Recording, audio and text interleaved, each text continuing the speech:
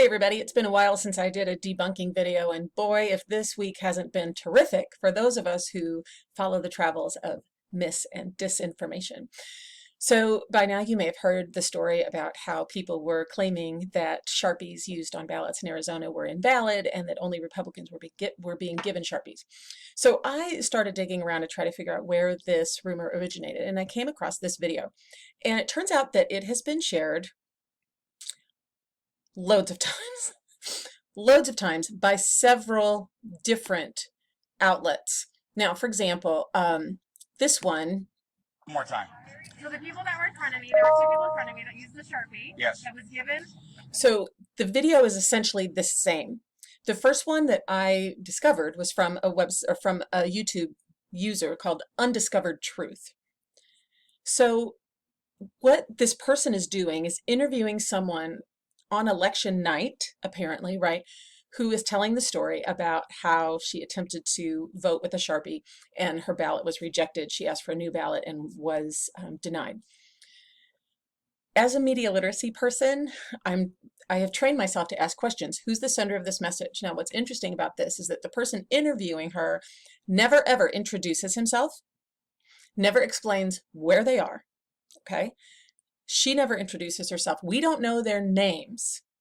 We also have no guarantee that they're in Arizona. So I did something kind of fun. Well, I think it's fun, but remember, I'm a little nerdy. I went to a site run by Amnesty International, and it's called the YouTube Data Viewer, okay? So what this does is tells you where and when a video was uploaded. So this is the URL of the video from Undiscovered Truth. And if you look, okay, the upload date was 11/4, which was the day after the election. So it wasn't uploaded until yesterday. What's interesting is that it was supposed to be uploaded at 2 o'clock. Well, here's the thing. It is listed as the Coordinated Universal Time is 1911. But if we transfer that to Arizona time, yesterday, that would have been 2 in the afternoon. Why wasn't this uploaded? If it's legitimate, why wasn't it uploaded the night of the proposed interview? We aren't given any information about who the source is for this information, right? Not at all.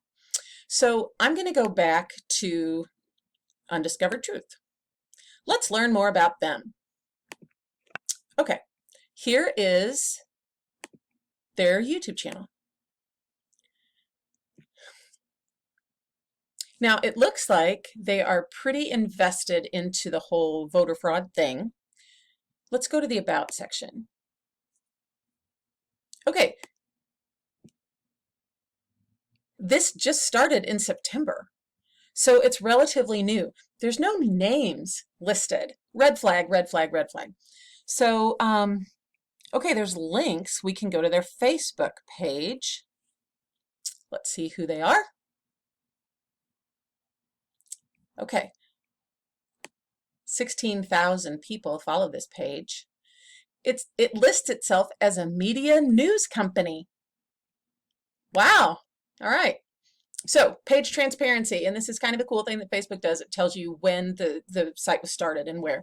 So the page was created in September here in the United States. Let's go to the About. No names. Nothing. Nothing is given to us that we can verify that this person even exists. Oh, this is just so frustrating. Okay, so look at all the times that this was shared. So we're going to go back to the playlist I created of all of the people that were in front of all these videos. If you notice, the video that's shared is always the same, and it's by accounts that really dabble in election fraud. You know, it's not being shared by NBC or the Associated Press, right? So we have to take that into consideration. Where are these claims coming from? And we have to go back to the standard media literacy questions. Who's the sender of the message? What's their motive or intent? Can you verify the source? Who's involved? Can you verify that they are who they say they are? Who profits from this message? What information is left out? How could somebody else interpret this message differently than me? Who's the target audience? So since then, since this rumor started, it's been debunked by everybody and their dog. But in many cases, it doesn't matter. People are much more interested in what they believe than what is true. So keep those BS detectors activated, folks. The information ecosystem is probably not going to improve much. Happy searching.